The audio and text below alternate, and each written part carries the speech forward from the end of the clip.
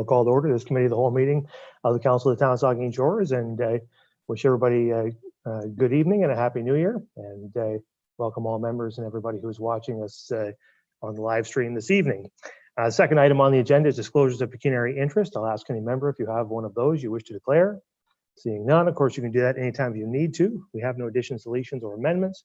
No open forum requests this evening. We do have one delegation, and it's from Jennifer Stevens, who is the General Manager of the Saugeen Valley Conservation Authority, and she's here to talk to us about the 2021 Conservation Authority budget. Welcome, Ms. Stevens.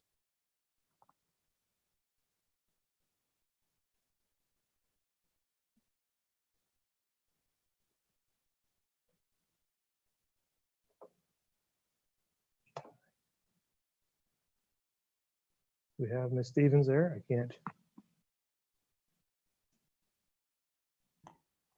There we go. Oh, there you go. Thank you very much for the opportunity to speak to you tonight, Mayor Charbonneau, and to Council.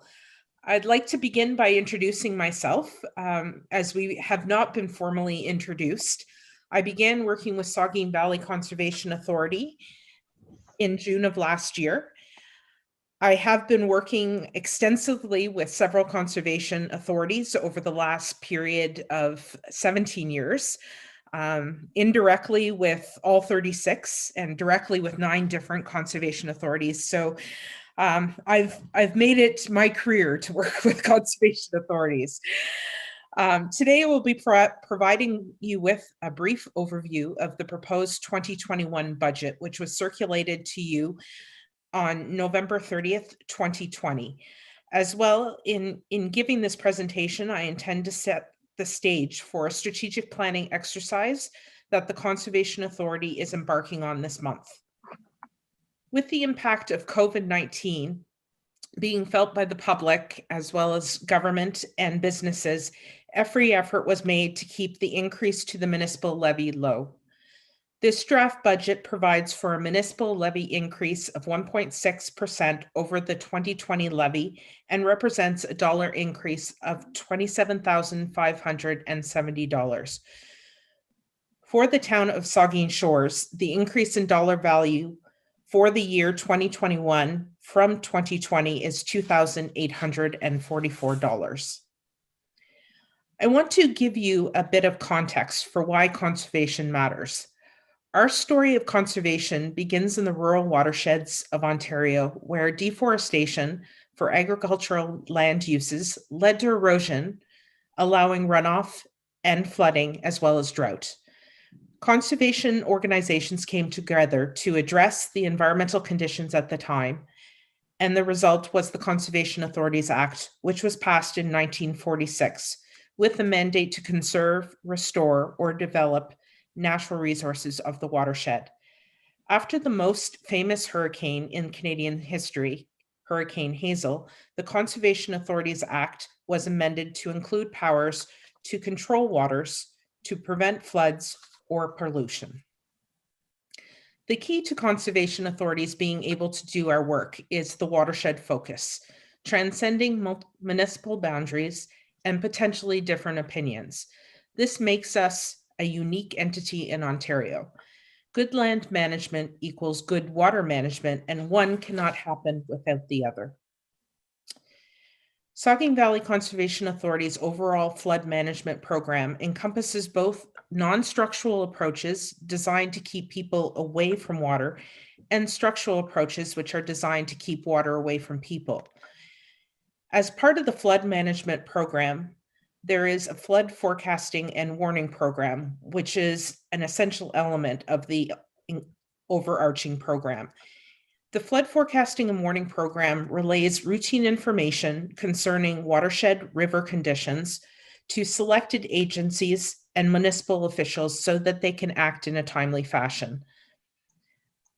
As well, the flood forecasting and warning program provides rapid advance warning and technical support to concerned officials and to citizens who live and who lives in the areas where they might be prone to floodwaters.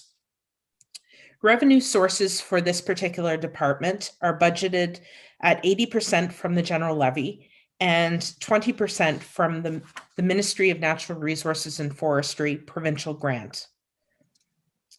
The purpose of our water quality department is to establish baseline water quality data, to observe trends, and to assess the effectiveness of watershed programs. To do so, we conduct groundwater, surface water, and biomonitoring sampling to help characterize the status of water resources in the Saugeen Valley Conservation Authority's jurisdiction.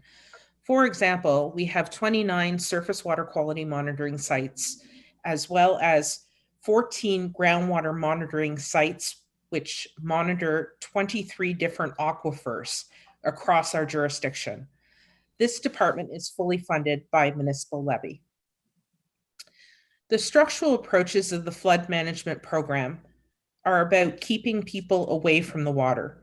These structures include dams used to control the flow of frazzle ice, dikes to restrict flows to the proper channels, and channel works to protect slopes from erosion. Existing flood and erosion control infrastructure is inspected annually to ensure their integrity in fulfilling one of their key mandates, the prevention of loss of life, property damage, and social disruption from flood and erosion processes. In recent years, the Ministry of Natural Resources and Forestry's annual grant has been reduced by 50%. Therefore, the Water Management Department is primarily funded by general levy and by special levy to benefiting municipalities. Environmental stewardship refers to efforts made to protect the environment and to identify and mitigate environmental repercussions of an activity. Saugeen Valley Conservation Authority's programs and services related to environmental stewardship extend to community support and partnerships, project funding and support, which, for example, the authority has recently partnered with the Nuclear Waste Management Organization to create a water well improvement program intended to protect groundwater aquifers across the watershed. Lastly, the environmental stewardship program also intends to maintain and improve outreach to agricultural community. Reserve funds are primarily used to cover specific project costs related to stewardship activities. Through the Environmental Planning and Regulations Department, Saugeen Valley Conservation Authority protects the people from the environment and the environment from the people.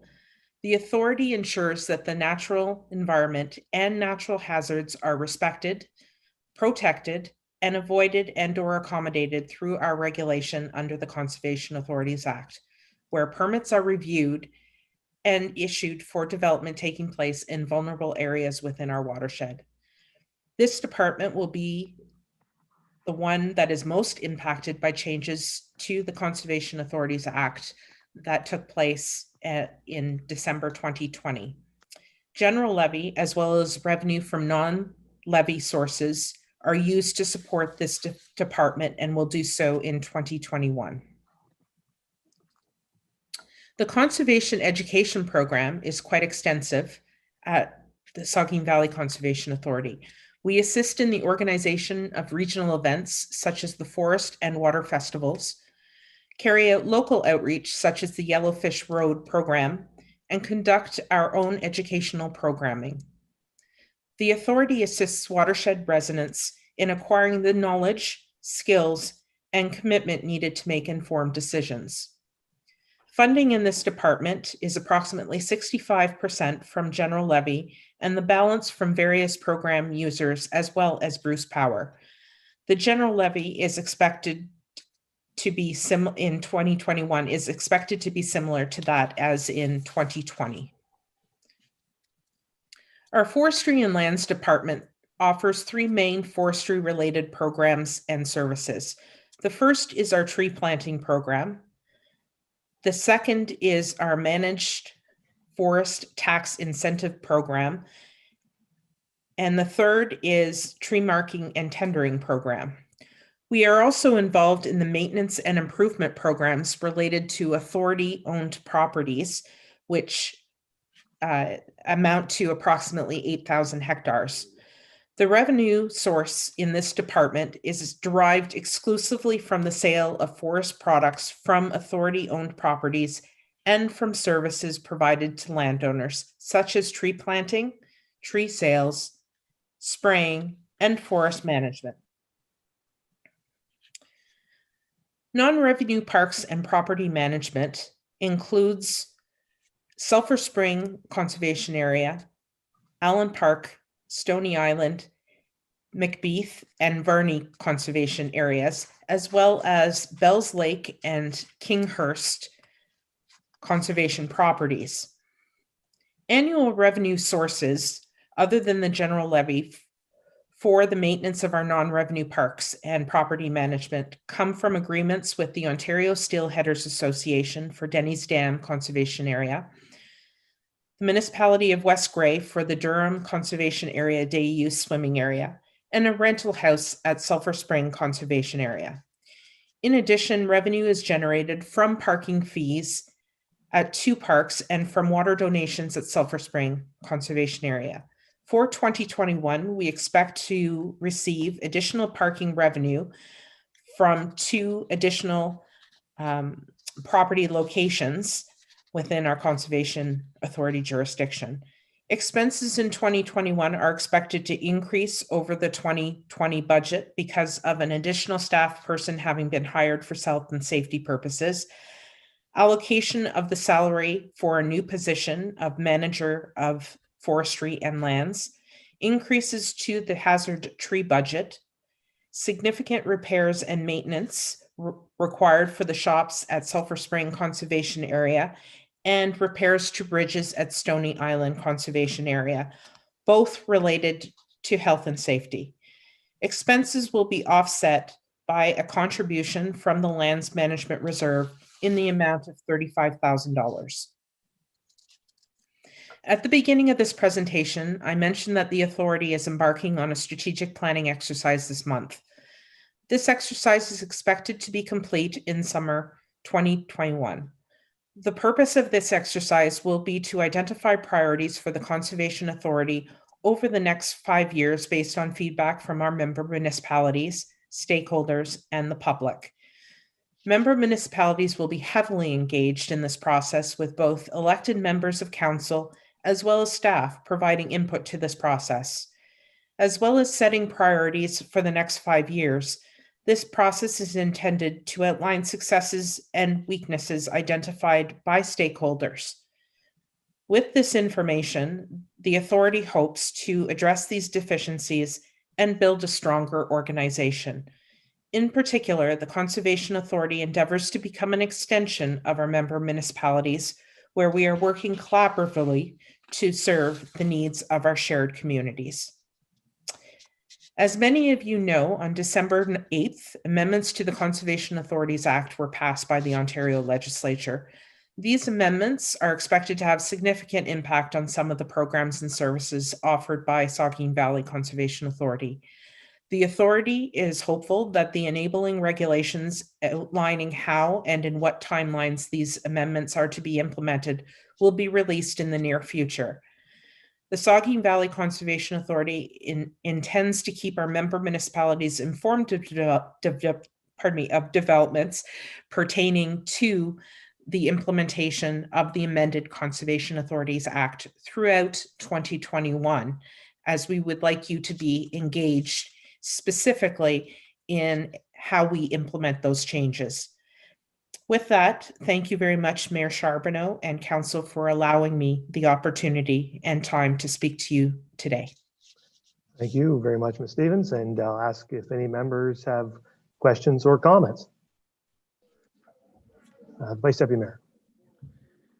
Yeah, thank you, Mr. Mayor, and thank you, Jennifer, for your presentation. It's hard to believe it was just last June that you come on as General Manager with the Saugeen Valley Conservation Authority, and time's flown by. It seems a lot longer than that. You've accomplished a whole lot in a very short period of time. So think about the strategic plan that's about to happen, and you know, the rebranding exercise and So I just wanted to thank you for all the good work you've done, and I've enjoyed working with you. Thank you. I just, wondering, Jennifer, I just also want to commend you on the, $2,844 increase to Saugeen Shores. I think is our share, and 1.6% levy increase, which is pretty respectable. And so I know our board had good discussion on that, and I think it's a very responsible budget.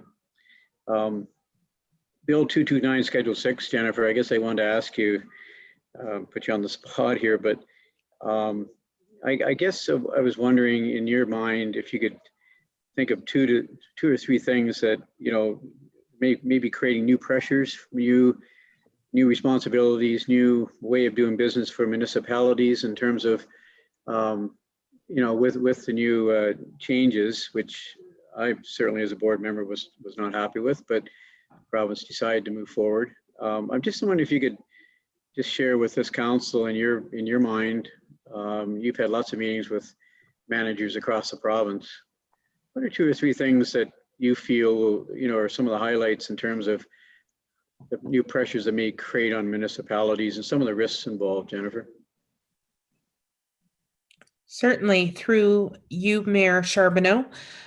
There are a few things that I do see will be problematic for municipalities. The first is that in the first, I guess, release of Schedule 6 of the Conservation Authorities Act, there was text in the proposed act that spoke to the fact that municipalities would have a different responsibility when sitting on the board of directors of a conservation authority.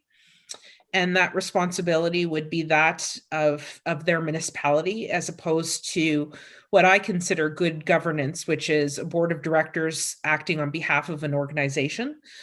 The province did backpedal that a bit in the final amendments to the Conservation Authorities Act that were passed on December 8th. Sorting that out will be problematic for the municipalities, because certainly I have noticed that in our jurisdiction, there are individuals who want to speak on behalf of their municipalities. And it will be important to draw that very fine line between what is your fiduciary responsibility in terms of good governance at the board of directors table and what is sort of outside of scope. That's the first. The second thing that I foresee as going to be a challenge is that now that the province has created what are called municipal zoning orders, and it's not that they've been newly created. They've existed for some time, although their use is being ramped up significantly. And with the municipal zoning orders provision, there will be an opportunity for developers, for those that are interested in making changes on the landscape, to come directly to the municipality and say, we want this change to happen. And the government can support them with that change, regardless of whether or not the Conservation Authority is supportive of that change. So that is problematic in my eyes, because certainly when the Conservation Authorities Act was created, it was with the premise that we look at the big picture. Everybody is downstream from everybody else. And particularly when we're part of the Saugeen Valley watershed, but we're also part of the Great Lakes watershed and Lake Huron specifically. So and we're not the only watershed that goes into Lake Huron. So once again, this is looking, instead of being looking from high level from the sky, we're being a little bit myopic. And that's problematic. And I do see some challenges arising from that. And the third challenge I see is that we have a very big watershed, and it's one of the most complex in the province because of the size of the Saugeen River and its tributaries and the landscape and the land uses on the landscape within our watershed. And with that, the planning related files for new development, for any kind of building or impact on the landscape that might happen within one of our regulated areas where we worry about the loss of property and the loss of life. So important things.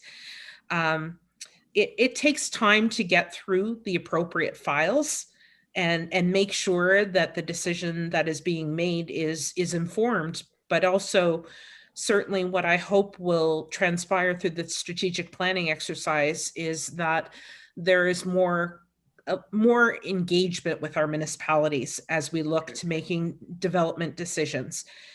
And with the province's changes to the appeal process, when a conservation authority makes a decision, now there are going to be three different ways that a proponent might appeal the decision of the conservation authority. All of those mechanisms take quite a bit of time and a lot of legal expenses to actually be informed appropriately by legal counsel with respect to laying charges and moving through the appeal process. And that's going to take away from some good work that was already transpiring. Thanks, Jennifer. And just a quick follow-up, Mr. Mayor, if I could. And I do have the same concerns. I mentioned at the Saugeen Valley Conservation Authority Board meeting back in December that, talk to me in 5 years from now and let me know how things are going, because I think this is going to end up costing municipalities and legal fees. And so I think there's some real holes in these changes. But Jennifer, one of the last question I have, Mr. Mayor, was around the stop work orders. Jennifer, did that stick? Is that still in Schedule 6 where the municipality no longer can issue a stop work order on a development within the watershed? Is that still the case? And what kind of repercussions we might see there? Through you, Mayor Charbonneau, to you, Mr. Myatt, that is something I am actually pleased with in the changes to the Conservation Authorities Act. The stop work order has been put back into the Conservation Authorities Act. Okay. And it wouldn't be the municipality that would issue the stop work order, it would be the Conservation Authority. Okay.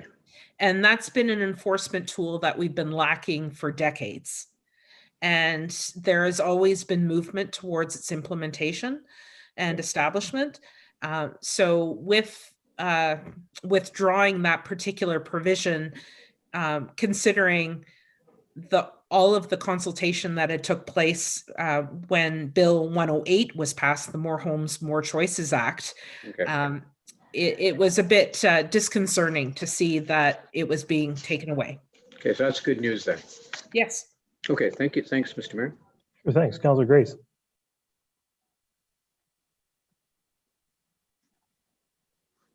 Hope you're still muted there, Cheryl. There. Thank you. Thank you very much, Jennifer. And I just wanted to make a couple of general comments. Thank you very much for the specific information, updating us on Bill, on the changes from December. I just wanted to make a couple of comments about my experiences as a board member of the authority for the last 2 years. And really, it's been the last 2 years that we've experienced these significant cuts from the province, and kind of out of the blue as well. I remember, I think the first year that I was a member of the board, we had prepared, or the budget had been prepared, and then I think somewhere in the spring came the news that the grant was going to be cut by a significant amount. So what I wanted to say is that I've really been impressed with the concentrated and successful efforts by Saugeen Valley Conservation Authority administrators, yourself, and those preceding you that I worked with, and particularly the Environmental Planning and Regulations Department. to increase efficiency. And there's been a real effort to improve customer service with surveys, with tweaking of actions by the regulations, planning and regulations department. And so I want to commend your staff, you and your staff for continuing those efforts, which I think they continue to do. And I want, as the Vice Deputy Mayor mentioned, and you as well in your presentation, this is very serious. I attended the last Association of Municipalities of Ontario conference that I attended. I attended a session presented by insurance companies who were very concerned about the effect of flooding and the cost of flooding upon their businesses. And besides of that, of course, is just the heartbreak of the loss of property, the danger to individuals' personal safety. And I think with climate change posing increased threats, more acute storms, more severe runoff, it's only going to worsen. And so it's even more important for us to support our conservation authorities. And thank you very much for all you do. Okay, thank you. Councillor Smith. Thank you, and through you, Mr. Mayor. I have not had the privilege of serving on this board yet, so in preparation for this evening, I did a bit of research, and to your point, Councillor Grace, what I found was that the average cost of repairing a flooded basement in Ontario is $43,000. So to that end, what I'm seeing from this budget is essentially very cheap insurance. And I see conservation authorities that are doing valuable work at bargain prices. So thank you for all that you do to keep ourselves and our communities safe and our communities safe from us. So thank you. Great, thank you. Further comments? Well, I don't see any. Well, thanks very much, Jennifer. The town of Saugeen Shores has always had a really positive relationship with the Saugeen Valley Conservation Authority. We are the fastest growing community in our region, and we rely heavily on the Conservation Authority to both enforce Regulation 16906 and to help us to interpret the provincial policy statement so that we can be certain that all of those regulations are being properly enforced, and ultimately that people are kept away from the water and that the water is kept away from the people. And I would say too that, you know, the province, I was just looking at the general levy programs sheet in the budget. The province is contributing $81,400 to a $2.48 million program, but just a little over 3% of the general levy budget. General levy programs is supported by the province. The province is a bit player in Conservation Authority. They control the regulations, but they don't contribute much funding. Ultimately, this is a local organization with local representation on the board and locally controlled. And we have the ability, I think, in lots of ways to decide how the relationship is going to be between the Conservation Authority and municipalities and what the role of the Conservation Authority is going to be within our watershed. So through our representatives, Mike and Cheryl, who are great representatives on the authority for us, I know Saugeen Shores is going to continue to want to build that relationship and build up the Conservation Authority so that it can do those things and well, protect our people and protect our watershed into the future. So thanks very much for coming this evening, and we'll look forward to seeing your budget passed and another successful year at the authority. Thank you very much, Mayor Charbonneau, and to Deputy Mayor Myatt, as well as Councillor Grace. I appreciate your words, and I will pass them along to my staff. I will look forward to speaking with this group again as we're moving through the strategic planning exercise. Thank you, and I wish you all a good evening. Have a good evening.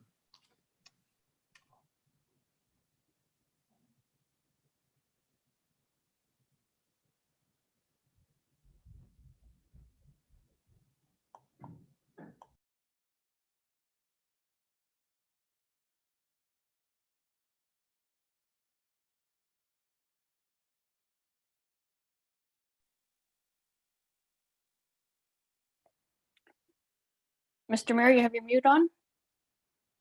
Something's going wonky with this thing. You guys hear me now? We can now, yes. Okay. So we're all the way down to 7.7 communications petitions for committee of the whole information. There's just the one item there. Is there any questions on it? Don't see. Oh, the Vice Deputy Mayor. Really just a question for clarification, Mr. Mayor, in terms of the longevity of that. Maybe it's in the report, maybe I missed it, but how long do you expect this committee, the Mayor's Task Force on Economic Recovery, to continue? What's in your view, what's the timetable? No, it's a good question. There's no fixed end date, but I think, you know, it seems to me that it's a thing that we'll know it when we see it. Right now, I think we're obviously in a moment of increased peril again with, we're in a state of lockdown, potentially a state of increased lockdown. I think we'll want to hold on for a while until we see ourselves bounce out of that and a bit of recovery. I'm kind of hoping that, well, I guess we all hope that it'll be over sooner than later. As soon as it looks like we're in a sort of a normal period of operation, I hope that we can wrap the task force That's up. fine. I don't want to see it carry on for an awfully long time, but we'll just see. Thank you. Councillor Smith. Yes, to that end, through you, Mr. Mayor, I would just like to highlight one of what I perceive to be a huge success of that task force. It was noted fairly early on in our meetings, Mr. Mayor, you'll recall that there has been a source of frustration among business owners who fall outside of the membership-based Chamber of Commerce and the BIA itself. And from what I understand, there's now an option to opt into a subscription-based method of receiving the communications. So any businesses who are not a part of those two aforementioned organizations that are looking to receive these communications can simply receive those ad hoc. And I think that's a tribute to one of the many successes that this committee has made. And I hope to see great work like that in the future. Thanks. Is there anything else on the petition for information there? Don't see anything. So that moves us then on to reports of municipal councillors, and you have my report there. Any questions on that? Don't see any. So that then moves us on to reports of department heads, and the first one is an information report, getting to work, investigating labor market challenges in Saugeen Shores, and it looks like the Economic Development Officer has a report. Thank you, and through you, Mr. Mayor. Through a partnership with the University of Guelph, Bruce Power, and Midex, the Getting to Work 6-month research project was launched to investigate the labor market challenges unique to the community of Saugeen Shores. The report provided by University of Guelph PhD candidate Ashley Whedon outlines the top challenges and concerns of employees and employers, obtained through a series of interviews conducted as part of the project. The report also outlines areas of consideration for municipal staff, such as the promotion of economic diversification, continued commitment to physical and social infrastructure, and collaboration with key stakeholders to create a one-window approach for employers and employees. Staff have very much appreciated the opportunity to work with Bruce Power and the University of Guelph on this project that puts the labor market challenges in Saugeen Shores under a microscope and ties into the work being done at the county level to identify challenges regionally. Staff will take the findings of this report into consideration when developing economic development initiatives and activities. Great, thanks very much. Heather, are there questions or comments to the information report? Councillor Grace.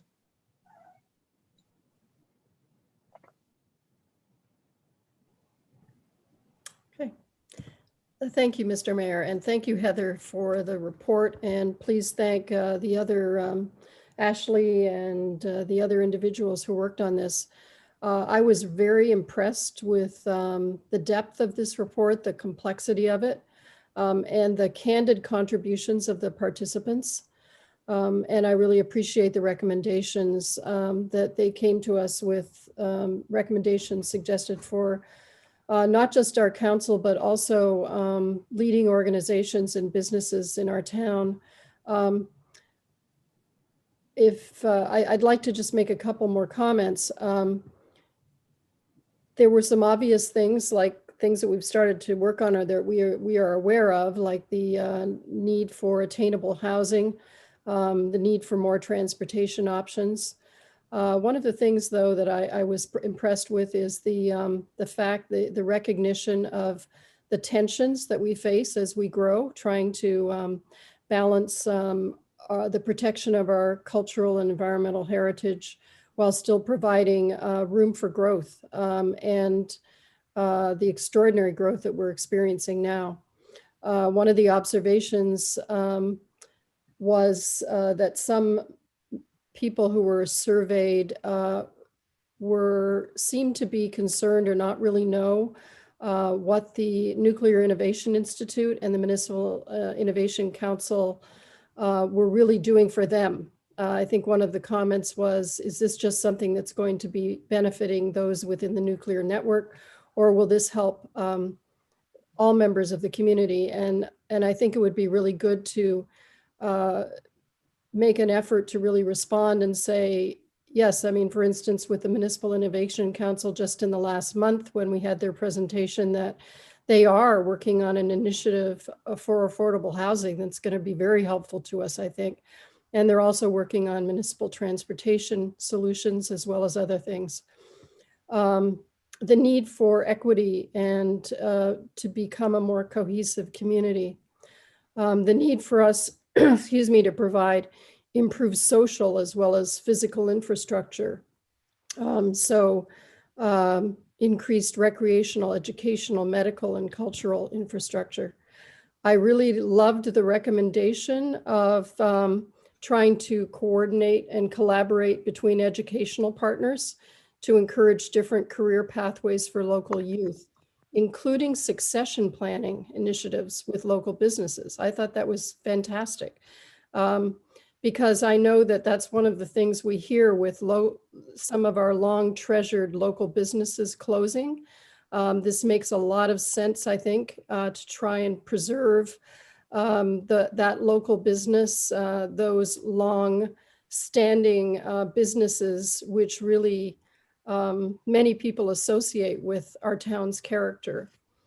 And also the comments about the effects of COVID upon our community, the fact that in some ways it has exacerbated existing problems that will still be there after the pandemic, but the pandemic has exaggerated them, like the need for childcare and how women have been disproportionately affected because of layoffs in the service sector. The lack of remote connectivity, which I know we all know we have to work on. The increased demands for available housing. I don't know, Heather, I did have one question, and that was in the several points in the report. It talked about the need for improved green infrastructure. And I certainly agree that we do need that. Was this something that that people mentioned in their survey results? And I guess maybe, did you have an example of how improved green infrastructure would support the local labor market? Thank you for the question, Councillor Grace, and through you, Mr. Mayor. My interpretation of that was part of the diversification of our economic growth and areas that we may be able to focus on. I don't know if it was specifically brought up in some of her interviews. She conducted over 30 hours of interviews with about 23 participants, but it's definitely something I can follow up with Ashley Whedon on to see where exactly that theme came from. Thank you. Okay, thank you. Further questions or comments? The Vice Deputy Mayor. Thank you for your presentation, Heather. And I guess I want to echo Councillor Grace's comments about I just circled the number of times that housing, affordable attainable housing was mentioned throughout the report. And I think that lots of Municipal Innovation Council, Dave Shorey mentioned in his presentation last council meeting about the housing was right at the top of the list for affordable attainable housing. And so that's a good news thing. And I mentioned this to Jessica there the other day, that when they talked about the list of the reports, in this report, they mentioned about the Transportation Master Plan and a good number of studies and reports. And I just Attainable Housing Task Force report wasn't listed in there, but I think it should have been, but that's okay. I know you know how much work's been done, Heather, with Attainable Affordable Housing Task Force, and I think that's a resource. Those 40 recommendations that are coming forth, hopefully will be blended into this report and the future direction we're taking. And the other thing I wanted to mention, and I think was a really good report, and I'm trying to get to the page here, but there was talking about, I can't find it, but there was talk about Saugeen Township residents basically being left out of the processes sometimes with when they were spoken to. This we sometimes get left out with these studies and the direction the town's taking and so on and so forth. So I think I'm glad that was recognized in the report, because I think it is important. I hear it from time to time that we talk about Port Elgin and Southampton, but there is a third municipality, Saugeen Townships out there that form a very important part of Saugeen Shores. So I was very pleased to see that paragraph listed in there, Heather. But other than that, I think, as Councillor Grace mentioned, there's some very strong recommendations in here. It's a solid report, and I just wanted to thank everyone that was involved with this report for a job well done. You further questions or comments for Heather? Councillor Mayette. Thank you, Mr. Mayor, and through you. Yeah, Mike, or Vice Deputy Mayor, you spurred my memory there. I too read the report with great interest, and I was somewhat disappointed that there were only 2 participants from the traditional Saugeen Township, but yes, there was a recognition that agriculture is an important sector in the community, and particularly this year, I think the mayor could attest that there were a lot of local jobs produced, particularly when the offshore workers were not available early on. And I think even he was surprised by the quality of workers that are still around in our youth in the community. The one sector that I thought was perhaps missing a little bit of focus was the entrepreneurial sector. And it's that, and Councillor Carr would probably back me up, it's that small business person, the person who gets an idea on their own or finds a niche in the economy where they can provide a service. And there's a lot more of that goes on, and it's something I think that we need to that we should promote and recognize where it's available, even if it's farm servicing of equipment or supplying of fuel or materials, that sort of thing. There's more of it goes on than you think, and it's those young people with good ideas that turn into our business people of the future. So other than that, I think it was a great report, and commend you and your team on putting it together. Great. Further questions? Well, thanks very much, Heather.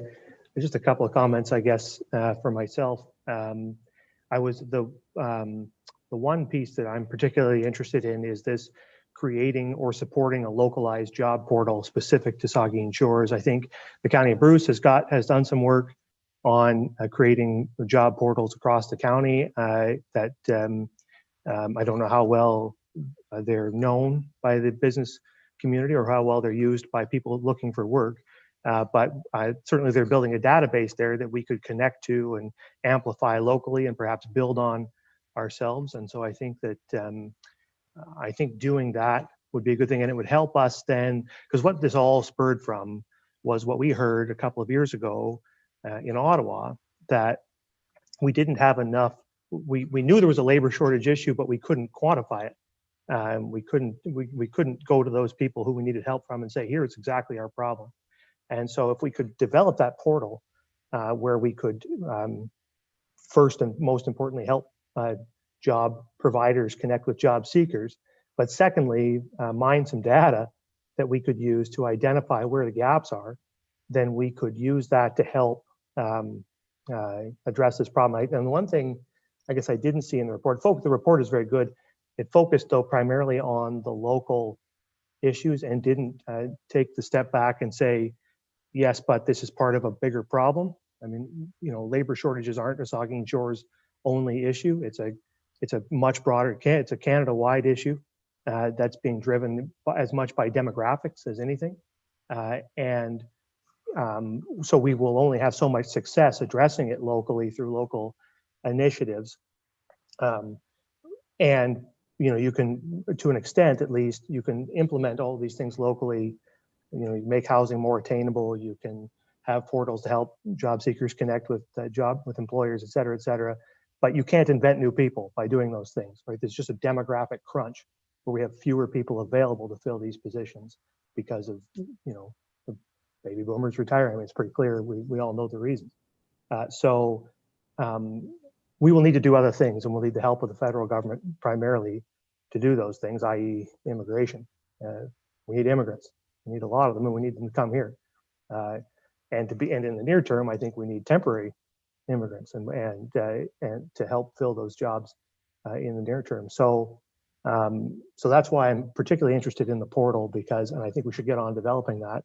I hope we will, and maybe you can make some comments with Heather, because I think that will help us identify where there are gaps, chronic gaps that we don't seem to be able to fill because of bigger external issues than we can control, and then go to the federal government and the province to an extent and ask them to give us the tools to fill those gaps.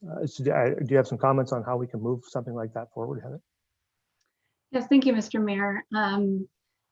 In response to that, we did have some initial conversations surrounding that, specifically the portal for Saugeen Shores and people having a one window approach of where they could find job postings. And there's a couple of different challenges there. One is that people just don't know where to search. And the other challenge we found locally is that jobs aren't being posted necessarily, that there's a lot of word of mouth, there's a lot of who do you know, and jobs are being found through the grapevine. So someone new to the community has an added challenge of maybe not having that social network available to them when searching for a job. So that's one piece. The other piece we heard is that some of our larger organizations maybe aren't as transparent as they could be when it comes to positions that they're looking for, as well as the type of skills they're looking for to be able to fill those positions. So we actually have a conversation happening later on this week with Bruce Power to address some of those issues that we saw in the report and to see how we can continue our work together to address some of those challenges, as well as pulling in some of the other organizations that were mentioned in the report, such as VPI and the 4-County Labor Market. These are all organizations that help employers find employees regionally, but how can they specifically help in the Saugeen Shores area and maybe help us create some sort of portal or database that we can all partner with and all put our information all in one spot. Good, yeah, well, and I would also encourage you certainly to include the economic development team at the county in that discussion, because they're working on the same thing, and we should try to leverage each other's work rather than repeat it. But I think, no, that's good. This is something we really need to make some progress on. And this is definitely a great first step, and certainly I know you will express our thanks to Ashley and everybody who's worked on it. Councilor Schreider, do you have something? Yeah, thank you. And sorry for the late question or comment through you, Mr. Mayor. Heather, I think the report was tremendous, and I think there's such good data there for us to work with. And I think that through the 23 interviews, they really identified some core problems that we can actually tackle. Were we at all disappointed, or how did it, only 23, so 10 that were employers, 6 looking for work, and 7 that are actually working? That representation across Saugeen Shores, I think, would be pretty low. Do we have concerns about that? Again, I think the report was great and there's a lot of good content in there, but not a lot of high numbers or responses to the questions. Thank you for the question, and through you, Mr. Mayor. In speaking with Ashley initially, when we had set up this project, her goal was between 15 and 20 interviews. And the reason for that was just because of bandwidth, and the interviews were between an hour and a half sometimes. So throughout the 6-month project, for her bandwidth, she was aiming between 15 and 20. She did have a really great response when we put a call out online and through our partner organizations. And so she ended up with 23. She ended up sliding in a couple extra areas. a couple extra interviews because there were areas that she felt weren't completely represented, and she wanted those extra 3 to be able to sort of round out those demographics. So she was very pleased with the response that she had from the community and the diversity of participants she was able to get for the project. Okay, well, thanks very much, Heather, for that report. And we'll move on then to the next one, which I believe is also from you, an information report on the economic recovery update. Heather. Thank you, Mr. Mayor. The economic recovery initiatives continue to support local businesses in Saugeen Shores. This report outlines some of the initiatives that have been implemented to date, including the promotion of Shop Local campaigns, the business recognition campaign, business resources and supports, including the new economic development email subscription portal, marketing, and the continuation of the Mayor's Task Force on Economic Recovery, comprised of local economic development stakeholders and business owners. As we weather the second provincial lockdown, staff will continue to offer information, resources, support, and promotion to local businesses. And we continue to advance the initiatives outlined in the Saugeen Shores Strong Economic Recovery Strategy. Okay, thank you. Are there questions or comments from members about this information report? Oh, there's, well, thank you for this recap of all the hard work that you have been doing in your department, Heather. A lot of good work, and I think we're going to have some more conversations over the next few weeks about what we're going to do in addition to these things to support our local businesses through the next little while. We have a lockdown which is scheduled till the 23rd, but things are not looking real positive. So we're going to need to be there for our local businesses and come up with ways to support them and connect them with people who can spend money over the next few months. So I expect more will come out of these efforts, and I thank you for your work to date. All right, so then that moves us on. Sorry, I just got the wrong spot here. That moves on to item 3, an information report on the 2021 municipal budget and the preliminary summary, and turn it over to the treasurer. Thank you, Mr. Mayor. Staff received valuable feedback from council on many items in the 2021 budget during the initial budget meeting in December and have continued moving forward in the process. This report outlines the changes and updates that have been made to the draft budget since the last presentation. The purpose of this report to council is to ensure that council are in agreement with the changes and decisions that staff have made in regards to the items that were referred to staff during the budget meeting. We want to avoid any surprises prior to coming back with the final budget report.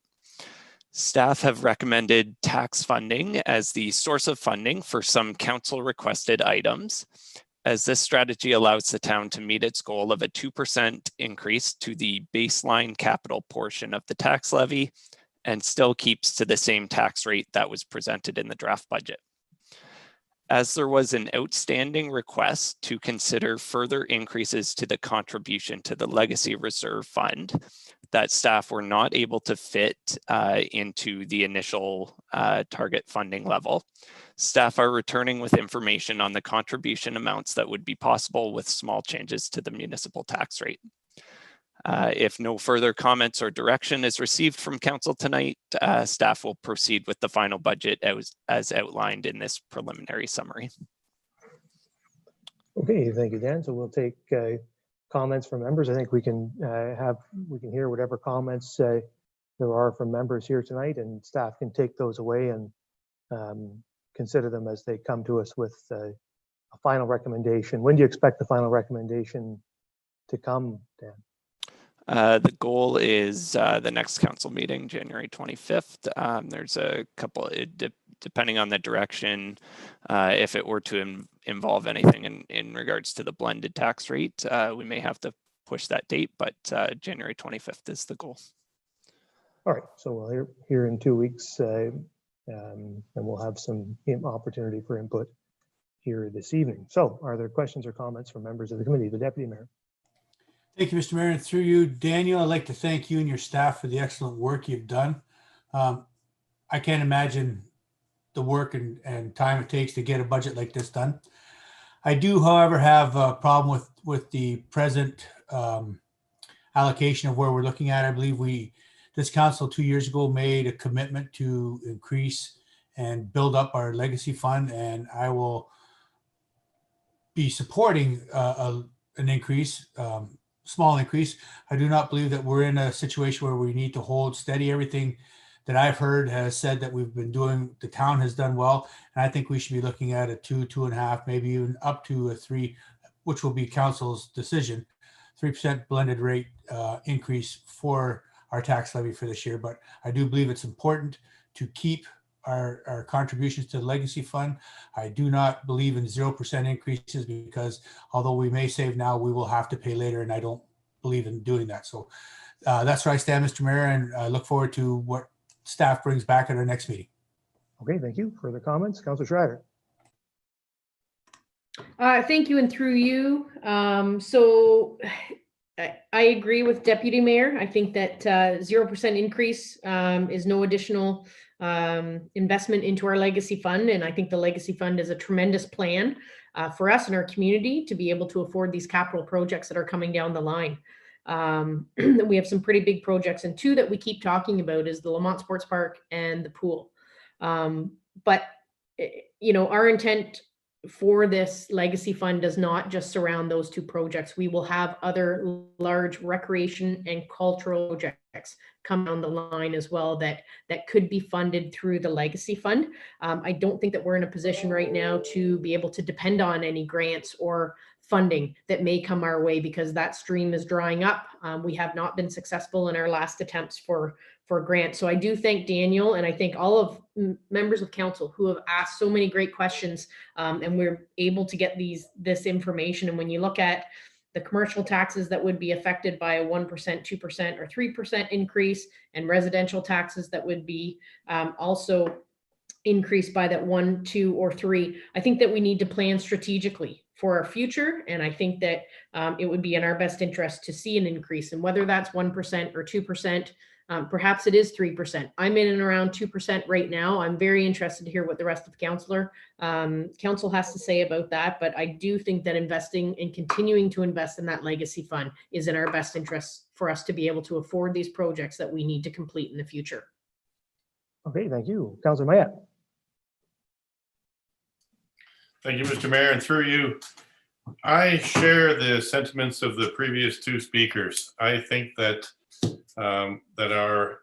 as was evidenced by our last presentation on the economic recovery, I think that our municipality has weathered the COVID situation relatively well. I mean, it's not to say that there has been nobody who has been affected. Certainly there have been businesses and individuals who have been through a rough time, but largely speaking, our businesses have been resilient and have been able to pivot and have been able to come through this thing, and it's not over yet. But I think if we lose sight of the longer term goals, it'll be difficult for us to recover that pace. And I'm thinking my head is in the 2% range. The option one, just for a question, the option one that is laid out in the report, that entails no contribution to the legacy fund for this year. Is that right, Daniel? No, that would be it would keep the legacy reserve contribution at the current rate, which is $2,161,000. So the draft budget does have a $2,161,000 contribution to the legacy reserve fund. Okay. And that would be the amount that is in the default option. Okay, so we're still making contribution. And option two, of course, as it lays out, is an additional 175,000 on top of that. And you can see the various options, how they get us closer to our goals sooner. I'm comfortable with a 2% increase. That's about where my head is at too, as Councillor Schreider pointed out, and that's where I would like to see it come back. Thank you. Okay, Councilor Grace. Thank you, Mr. Mayor. Thank you, Daniel, for all the work and that you and your staff did on this. I also am leaning towards an increase. I did my calculations on the 1%, but I think the more we can afford to put into the legacy fund, the better. But if you just look at the 1% increase, that would be $175,000 increase into our legacy fund contribution from 2020. That would result in an extra 1.75 million by 2030. That's 10 times payback on that investment. What that means for the average household, if it was a 1%, it would mean an increase of $21.25. For an average commercial property assessed at $555,000, that would mean $42.52. But Daniel told us in his answer today that the average downtown retail property assesses at between 100 to 300,000. So that would mean an increase of $7.63 to $22.39. I also want to remind us that we know that the per property capital charge for the police building is being decreased by $10 this year, which will help a little bit. In the Director of Corporate Services August 2020 report, it stated that staff recommends that the incremental increases of at least $500,000 be included in each year's budget deliberation, including 2021 to 2023. But I guess for me, I get back to if we don't increase our contribution this year, we're going to fall behind. It will cost us between 0.9 million to 1.9 million more with related debt to be paid off 7 to 8 years later than 2029. And I'll finally tie this in with the labor report that we heard tonight, talking about the importance of having a strong social infrastructure. And that includes facilities like the Lamont Sports Park and the aquatic facility, but also improvements on other cultural and recreational facilities that will only strengthen our economy in the long run. Thanks. Thank you, Councilor Rich. Thank you, through you, Mr. Mayor. Greatest place to live in Bruce County. We want to attract people here. We want to make it a great place to live. A lot of that falls back on infrastructure, some recreational infrastructure. If we don't contribute at the planned pace, we're gonna find ourselves behind. One of the things that I've noticed over the last few years is that when department heads come to us, one of the first things they say is, if you don't do it now, it's going to cost you more next year. So I think that if we reduce the amount of contribution now, that'll force us to build these projects later, which in turn will end up costing us more money. When I look at federal debt caused by the coronavirus, when I look at provincial debt, I don't think there's going to be a whole lot of support for municipalities, especially municipalities like ours. I think that at the end of the day, we're going to be forced to go this alone. So I think that the projects that we want to put in place in this community to make it as great as it can be are the things like the pool, like the sports park, like other infrastructure projects. These are things that people in the community are asking for. And I think that it's a lot more than just making that decision down the road. Right now, we're putting the pieces in place. So I would be in favor of a 3% tax increase, just hopefully that we can continue to build so that we can save this community money down the road. Okay, thank you, the Vice Deputy Mayor, and I'll get Councilor Smith. Yeah, thank you, Mr. Mayor. And I have struggled with the 0% since we talked about it, although we did not talk about it a lot.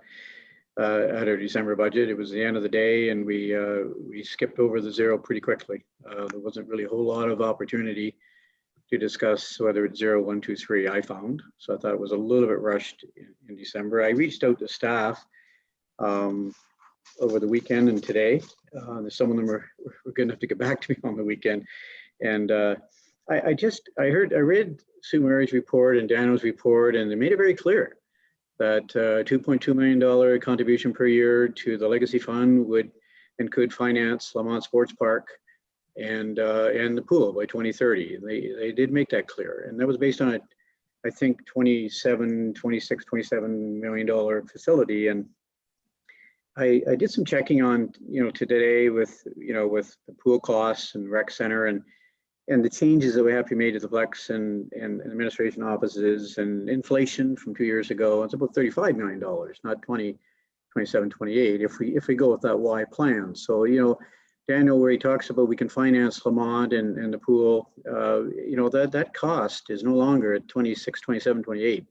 We're probably closer to 35 million. And from the numbers I received today, but I just want to go over a few reasons why I think we need to move off of zero. I think contribution to the legacy fund is really, really important. And it goes beyond the pool and the Lamont Sports Park, which Daniel's indicated we could fund most of it. But here's some things I found out today.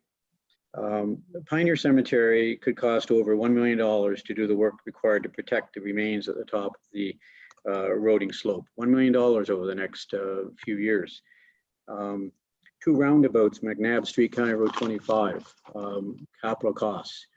I reviewed the 2020 bridge culvert report. Over the next 5 to 10 years, $6 million of work required for repairs or replacement to our bridges. We're putting $100,000 into our bridge reserve right now. It's not near going to cover that in 10 years' time, where we require $6 million, not $1 million or $2 million. 2 years ago, we heard a presentation from Duncan McKell from the town of Southampton, and it was a wonderful working group that talked about renovation, expansion to a new build for the Southampton Library, which is aging. We talked about twinning it with the Southampton Town Hall. We don't know as a council whether that's going to happen, but it was an $8-10 million cost. And is there an appetite to spend that? That report was done, and it's on record. Members of our community would like to see that done, completed. According to our development charges study, which I reviewed, within the next 5 years, a $4 million fire department, new fire building. Will we be able to afford that? Can we get it done? I think a legacy fund with continuing to contribute to it can do more than just Lamont Sports Park and the pool. These are a few of the projects I think could potentially be funded from the legacy fund in the future.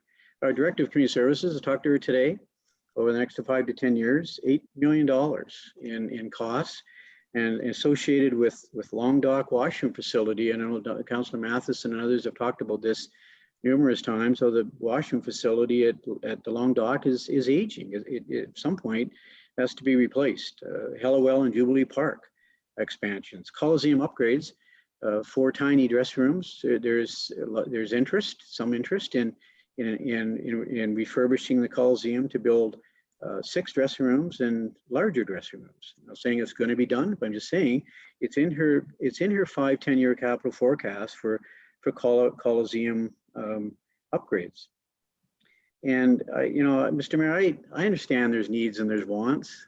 I get that, and I suppose if we said zero to our community, it's probably a very popular thing to do with some. But I don't think it's the right thing to do, zero, personally.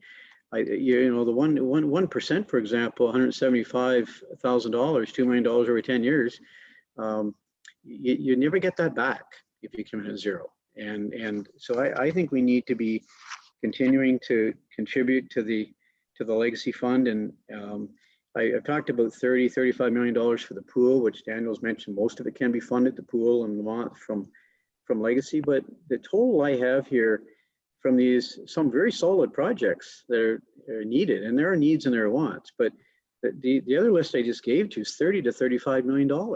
And if we take a break with our legacy fund, I think we're going to fall behind. And so, Mr. Mayor, I'd like to see staff, and I'm sure this is going to be done anyways, but I'd like to see staff come back and in 2 weeks and let us know, inform us what does 1% look like, and what does 1.5% and 2% and 2.5% look like. I don't know whether I can get to 3% or not, but I certainly am beyond zero. I'm a minimum of 1, and how far above 1 I can go, but I'm going to support a minimum of 1%, maybe higher. But I'd like to see the report from staff, and there's some real needs here in the next 5-10 years that this legacy fund and beyond, that the legacy fund, if we continue to contribute to it, like was recommended by staff or mentioned in the report, $500,000 a year for another 2-3 years, I think do some great things. So I'll just leave it at that, but I'm anxious to hear what Daniel has to say in a couple of weeks. So thank you for listening. Thank you. Councillor Smith. Thank you. And I don't have too much to add that hasn't already been said, but as we've been talking, I was struck by a comment that we hear quite often in that the best time to plant a tree was 20 years ago and the second best time is now. With that in mind, I think the best time to continue to prepare for our future needs and wants, both of which have been well articulated by many members of council, is now. My greatest concern of a zero budget is that we are far from over, and Councillor Mayette mentioned this as well. This pandemic and the economic impacts that we're feeling may not be any better by next year. And so the thought of proposing a zero budget when we don't know if we've hit the bottom of this, what is a very difficult situation financially for many people and many businesses, do we punt it further down the line in terms of when we need these funds? So I think what we're tasked with, and this goes beyond budgets, and it's with every single thing we do as councillors, as elected representatives, is to make decisions that impact future generations. And I think what is being proposed by thus far, those that have spoken, is a responsible investment in the future generations of this community. And yes, this will have a slight impact in this year, which I have the utmost empathy for those that would struggle with that and that will struggle with that. But it is, in my opinion, in the best interest of our community to have somewhere in the neighborhood of the numbers that are being discussed. And I much like Vice Deputy Mayor, are looking very much forward to seeing what those numbers shake out to be from staff. Thank you. Councillor Carr. Thank you, thank you, Mr. Mayor, and through you.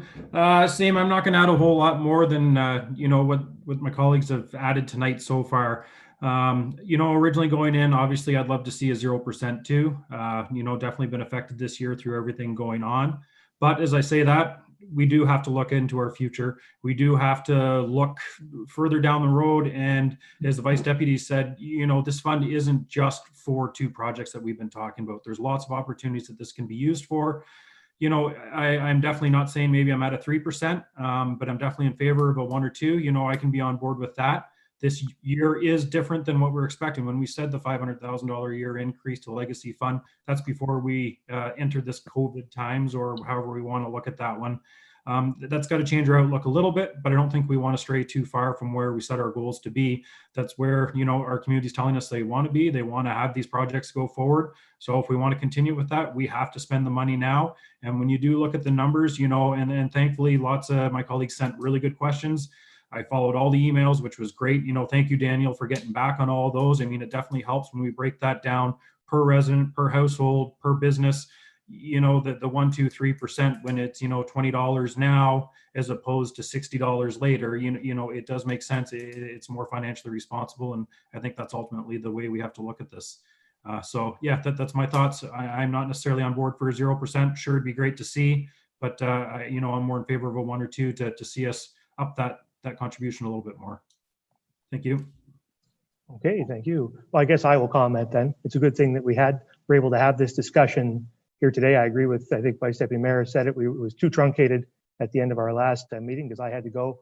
And so that's why but luckily we have lots of time to get this budget passed, and we started early and are well along the way. So we shouldn't have any difficulty having some more input here now and making sure that we get what council wants. I will represent the deep minority, obviously of council and of the community, based on your perspective, but I still believe it. We're in the middle of a economic downturn, a once in a century economic downturn. Governments everywhere are attempting to deliver relief to their citizens.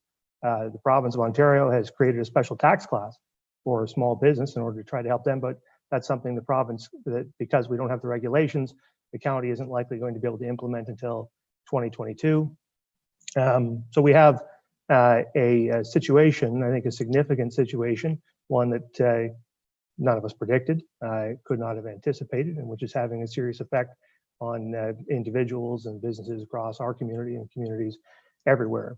Obviously, I support the Legacy Fund. I supported establishing it, and I'm pleased with where it's at, and am committed to continuing contributions to it.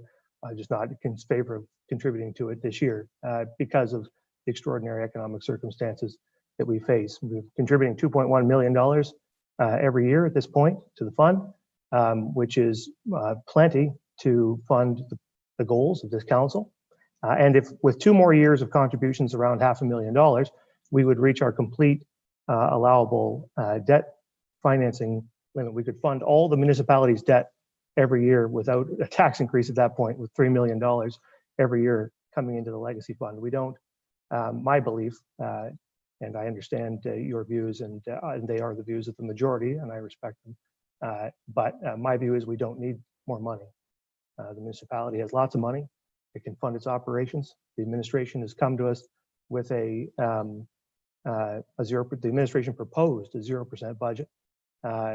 We can operate successfully this year. So in 2021, we have the money we need with a 0% budget, and we could deliver it.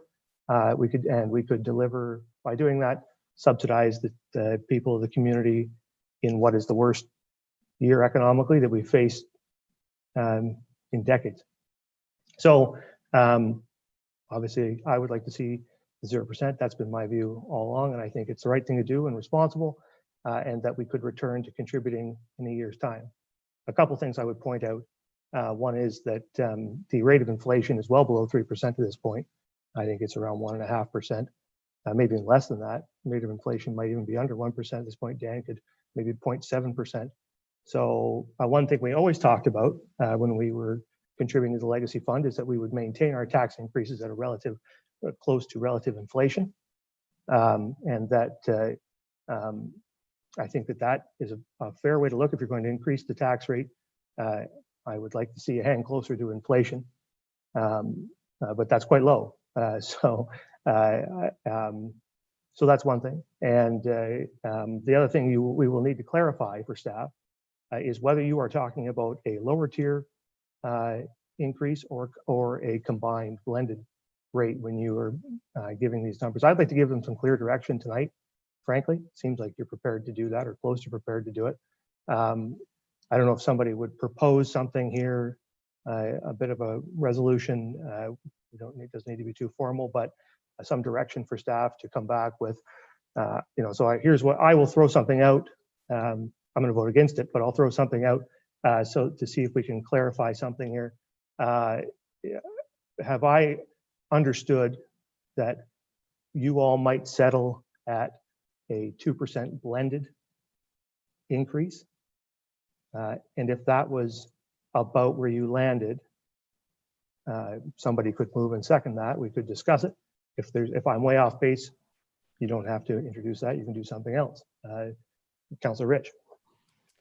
I would move that we ask staff to come back with a 2% blended tax increase. Is there a seconder for the councillor's motion?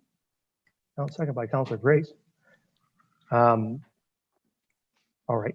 So is there any discussion on that, Vice Deputy Mayor? Just so council's clear, Mr. Mayor, 2% blended tax rate. Daniel, my understanding is that the lower tier contribution would be, if we did the, $175,000 would be a 1% increase to our levy. And then the school board county contribution would be, obviously, if it's 2% blended, do we know what those numbers are yet from the county and the school board? Are they at around 1%? Or where are they at?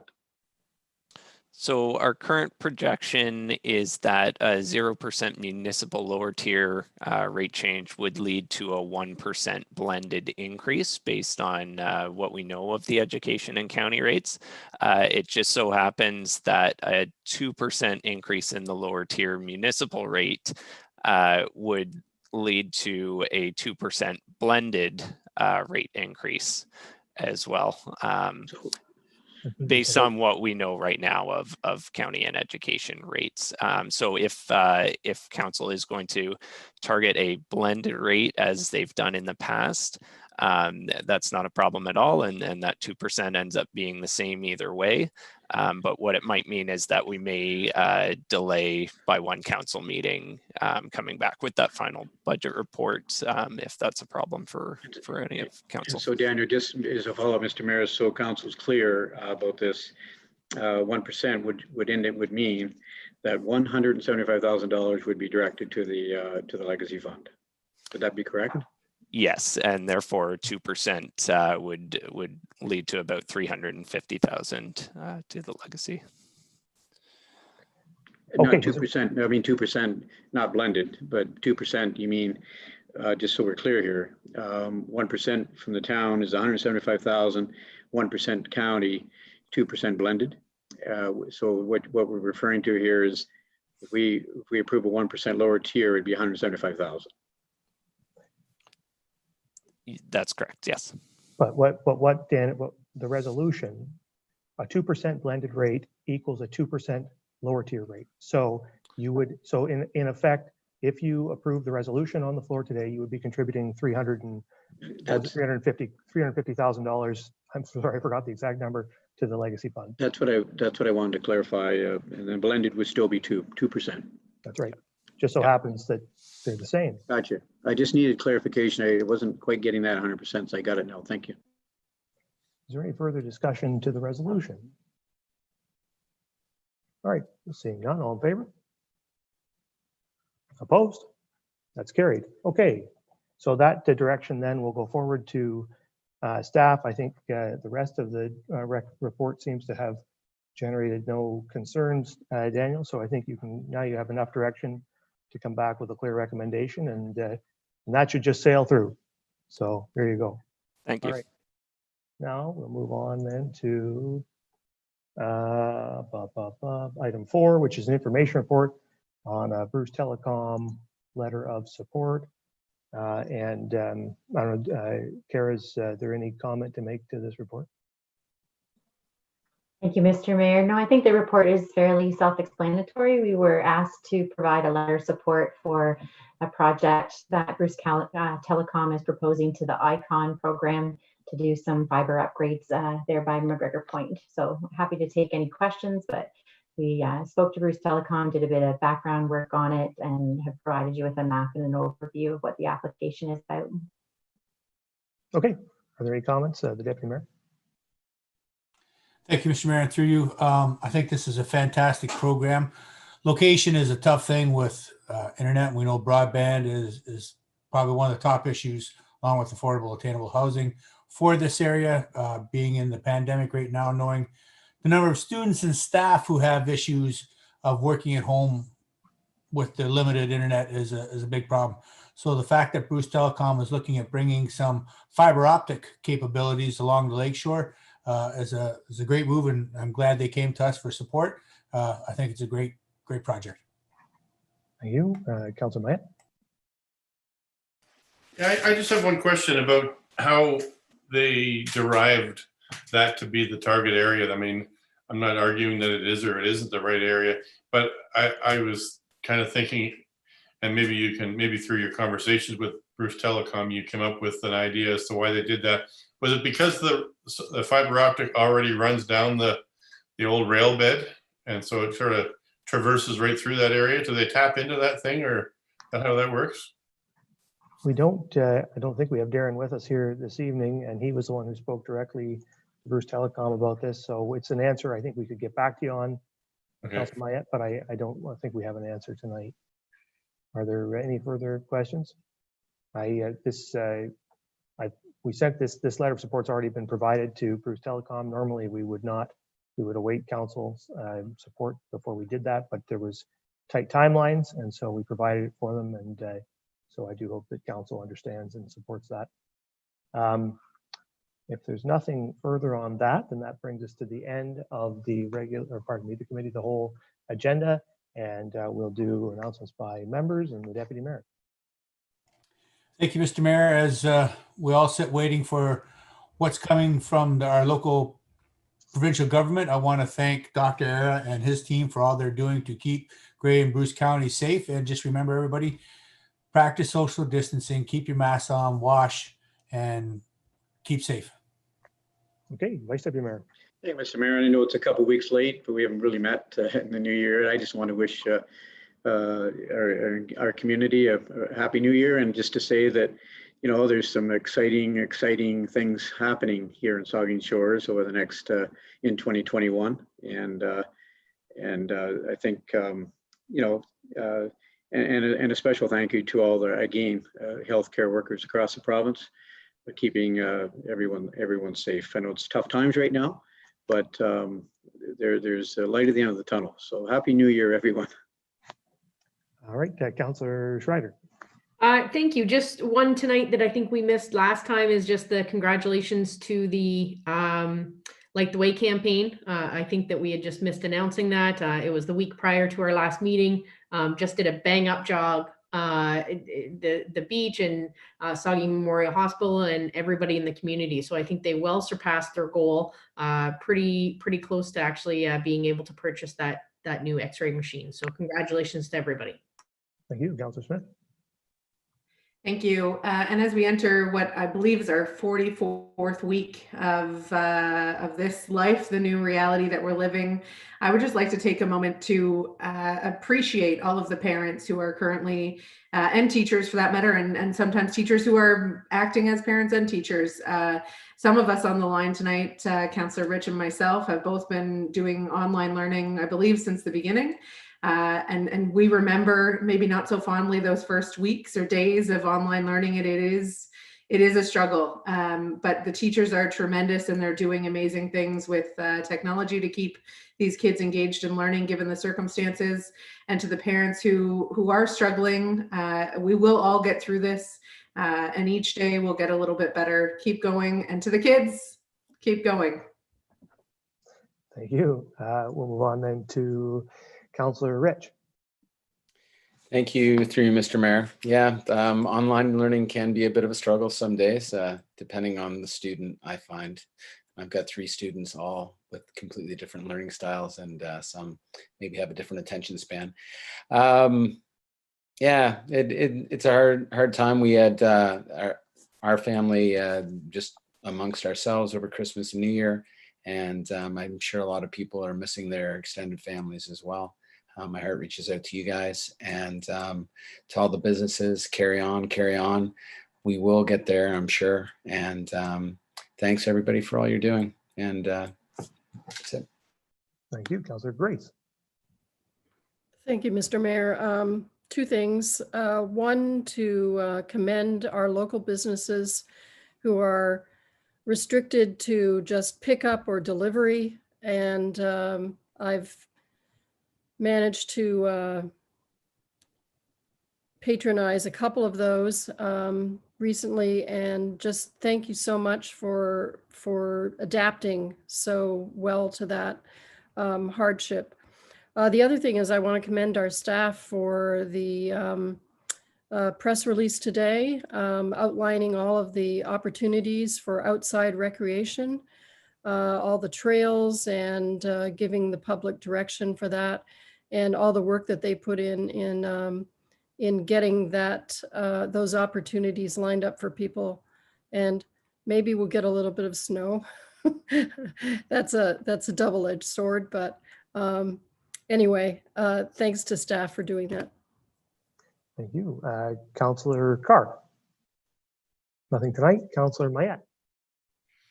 Thank you, Mr. Mayor. Just, I guess, 2 things. One is I'd just like to take this opportunity to congratulate Inspector Jeremy Mighton of the Saugeen Shores Police Force. He was a successful candidate in our final recruit for, I hope, a while, and they're our management team on the police board, and we're in very good stead there. And the second is just to congratulate everybody, whether it's in federal, provincial, or county or local government, that we can all get along, unlike what we saw demonstrated on the other side of the border this past week. It was shocking, and it makes me proud to be a Canadian and know that we can maintain civility in these trying times. Thank you. Thank you. Nothing from me this evening, so we'll take a motion to adjourn. Moved by Councillor Carr, second by Councillor Smith. All in favor? We stand adjourned, and we will reconvene at 8:10. Okay, I'd like to call to order this regular council meeting. Second item on the agenda is disclosures of pecuniary interest. I'll ask any member if you have one of those you'd like to declare at this time. Seeing none, of course, you can do that anytime if you need to. We have no additions, deletions, or amendments. We have no public meeting, which moves us on to adoption of the minutes. And I have a resolution that council adopt the minutes of the council meeting of December 14th, 2020, and note and file the minutes of the operating and capital budget meeting of December 8, 2020, and the committee of the whole meeting of December 14, 2020, as presented. Is there a mover and seconder? Moved by Mattson, second by Rich. Questions or comments, any of those sets of minutes? Seeing none, all in favor? Those are carried. That then moves us on to reports of the committee of the whole. And the first one is a general government report regarding community well-being plan. And I have a resolution that council adopt the general government report dated December 14, 2020, recommending that council adopt the community well-being plan. Is there a mover and seconder? Moved by Schreider, seconded by Rich. Questions or comments of the resolution? Seeing none, all in favor? That is carried. That then moves us on to the second report, protective services report regarding the Cedar Crescent Village. And I have a resolution that council adopt the protective services report dated December 14, 2020, recommending that council approve the following: that the total annual rent for project lands of the Cedar Crescent Village be calculated using the detailed square footage information received when the site works, site works and servicing agreement is brought forward for final approval. That the commencement date for the CCV land lease be set as June 9th, 2021, or the actual date the CCV proponent has care, possession, and control of the project lands, whichever date occurs first, and that the annual rent for the project lands of the CCV be directed to the Waterfront Enhancement Reserve. Mover and seconder for the resolution. I apologize, Mr. Mayor. I have a pecuniary interest regarding this item, and I'll vacate my seat. Okay, thank you. So is there mover and seconder? Sorry, moved by Mayette, seconded by Schreider. Questions or comments of the resolution? Seeing none, all in favor? Opposed? That's carried. Okay, that moves us then on to bylaws. And there are 6 bylaws here for your consideration. Does anybody wish to have any of the bylaws drawn up for individual consideration? Seeing none, then I'll read the resolution. It's moved that the following bylaws are hereby read a first, second, and third time and finally passed and sealed this 11th day of January 2021. 1/1/2021, being a bylaw to authorize the borrowing of money to meet current expenditures of the corporation of the town of Saugeen Shores. 2/2021, being a bylaw to provide for an interim tax levy for the year 2021, to provide for the payment of taxes and to provide for penalty and interest. 3/3/2021, being a bylaw to authorize an agreement with the Southampton Art Centre. 4/4/2021, being a bylaw to authorize an agreement with Port Elgin Pumpkin Fest. 5/5/2021, being a bylaw to authorize a site plan agreement with Red Hawk Construction Company Limited. And 6/6/2021, being a bylaw to confirm the proceedings of the council meetings of the corporation of the town of Saugeen Shores. Is there a mover and seconder? Moved by the deputy mayor, seconded by Councillor Smith. Questions or comments? Seeing none, all in favor? That is carried. All right, and that moves us then on to the final resolution that this regular council meeting of January 11, 2021 hereby adjourns at 8:14 p.m. Is there a mover and seconder? Moved by Schreider, seconded by Carr. All in favor?